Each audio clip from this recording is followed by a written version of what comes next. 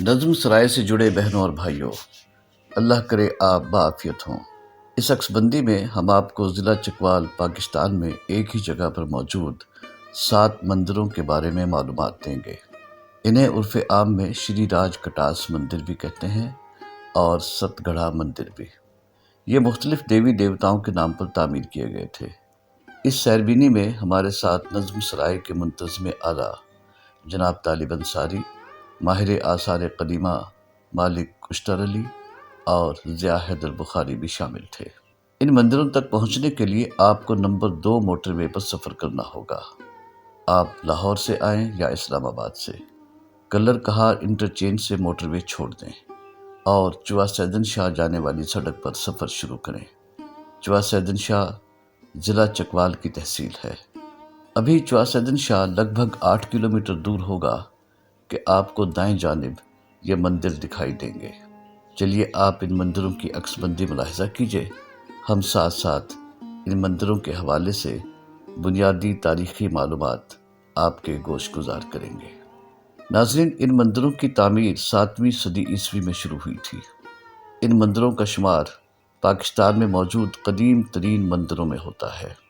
ان مندروں کی تعمیر کا دلچسپ پہلو یہ ہے کہ یہ ایک چھوٹی سی قدرتی جھیل کے کنارے بنائے گئے تھے۔ ہندو اساطیر کے مطابق جب شیو دیوتا کی پہلی بیوی ستی کا انتقال ہو گیا تو شیو دیوتا اس کی یاد میں جنگلوں میں مارا مارا پھرتا تھا۔ اپنی بیوی کی یاد میں اس نے اتنے آنسو بہائے کہ ان آنسوؤں نے 2 عدد جھیلوں کی شکل اختیار کر لی۔ پشکار نامی ایک جھیل ہندوستان کے شہر اجمیر میں واقع ہے اور دوسری یہی جھیل ہے جس کے قریب یہ مندر تعمیر کیے گئے۔ ہندو اساطیر میں اس جھیل کا نام کٹاکش ہے۔ بعض حضرات اس کا مطلب ترچھی آنکھ بتاتے ہیں اور بعض محققین کے مطابق اس کا مطلب آنکھ کے آنسو ہے۔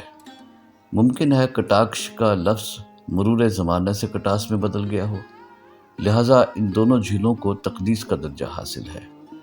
کٹاکش جھیل کے کنارے شیو کا مندر بھی موجود ہے۔ ہندوؤں کی رزمیہ نظم مہا بھارت میں بھی راج کٹاس کے مندروں کا تذکرہ ملتا ہے۔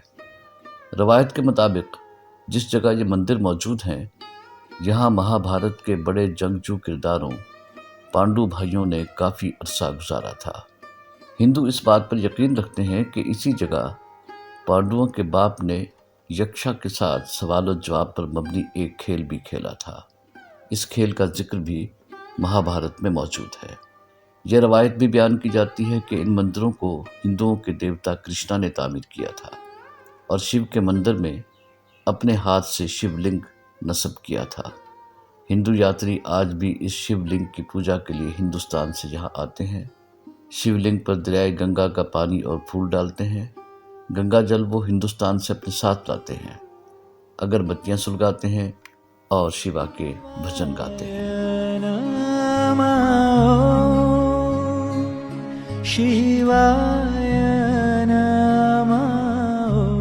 چاروں جانب لوبان اور اگر کی خوشبو امڈی پڑتی ہے۔ پاکستان کے صوبہ سندھ سے بھی ہندو یاتری یہاں پوجا پاٹ کے لیے آتے ہیں۔ یہاں لکشمی، ہنومان، رام چندر جی اور کرشنا کے مندر بھی موجود ہیں۔ رام چندر جی کا مندر 3 منزلہ ہے۔ اس کا عکس جھیل کے فیروزی پانی میں بہت دلکش منظر پیش کرتا ہے، شاید پانی میں اپنا ماضی ڈھونڈتا ہے۔ پاکستان کے قیام کے بعد ان مندروں سے مورتیاں ہٹا دی گئی تھیں۔ اب ہندوستان سے آنے والے ہندو یاتری اپنے ساتھ مورتیاں لے کر آتے ہیں اور انہیں متعلقہ مندر میں بنے چبوترے پر رکھ کر پوجا کی رسمیں ادا کرتے ہیں۔ ناظرین، یہ تمام مندر ان گھڑے پتھروں سے تعمیر کیے گئے تھے۔ پتھروں کو جوڑنے کے لیے چونے کا مسالے کا استعمال کیا گیا۔ ان کا تعمیری ڈھانچہ اتنا مضبوط ہے کہ ان کی تعمیر کو 18 صدیاں گزرنے کے بعد بھی یہ ہنوز قائم ہے۔ تاہم وقت کے ساتھ کچھ شکستگی در آئی ہے۔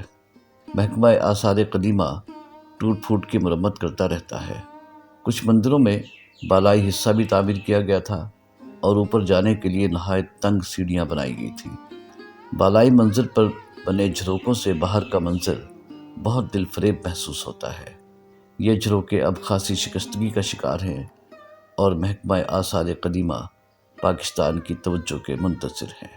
ازمنہ قدیم میں جب انسان نے فطرت سے چھیڑ چھاڑ نہیں کی تھی تو یہاں ارد گرد کے مناظر حیران حد تک خوبصورت رہے ہوں گے۔ اب بڑھتی ہوئی آبادی نے یہاں کے قدرتی حسن کو نگل لیا ہے۔ یہ مندر دیکھیے، اس کے نقش و نگار آج بھی بہت حد تک قائم ہے۔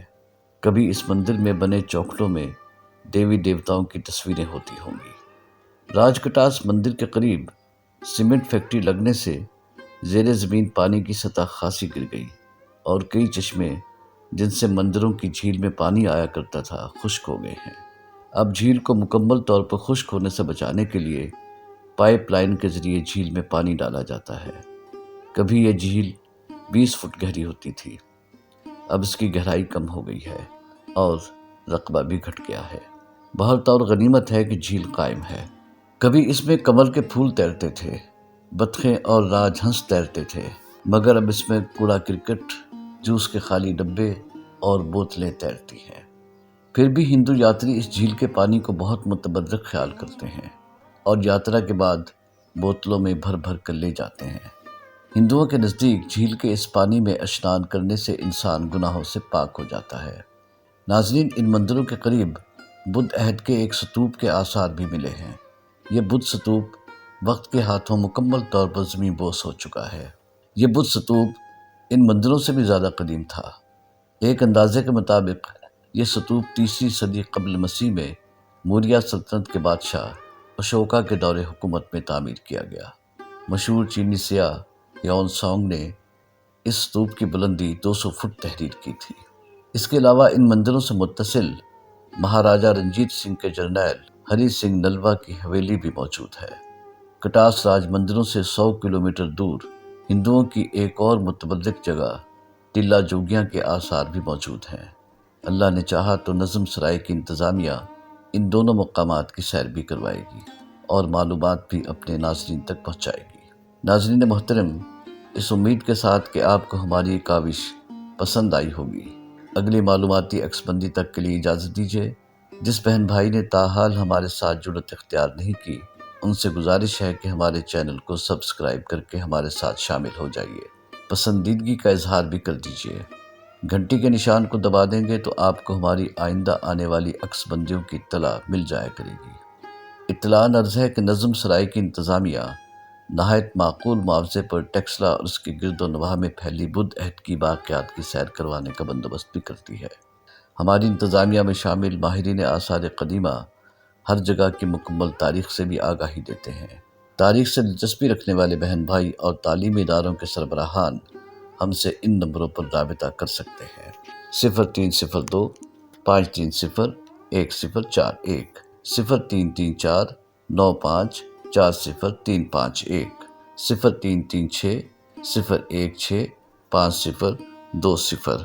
اللہ آپ کا نگہبان ہو۔